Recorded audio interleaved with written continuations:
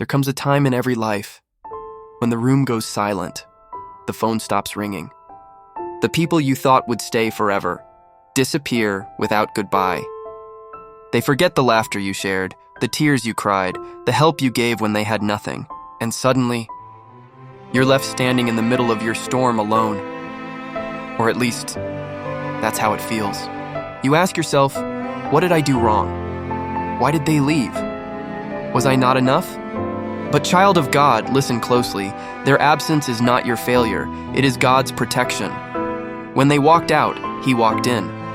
Because when everyone leaves you, God walks with you, not just beside you, but within you.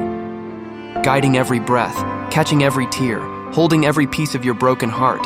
Yes, it hurts. Yes, it's lonely. But the silence you fear is where God's voice becomes the loudest. Sometimes God removes people not to punish you, but to prepare you. He knows what you don't. He saw the conversations behind your back. He heard the words they spoke when you weren't around. He felt your heart breaking while you smiled through the pain. And so, He allowed the separation, not to destroy you, but to grow you. To isolate you long enough that you'd finally lean on Him and not on them. You thought they were holding you up, but it was always God.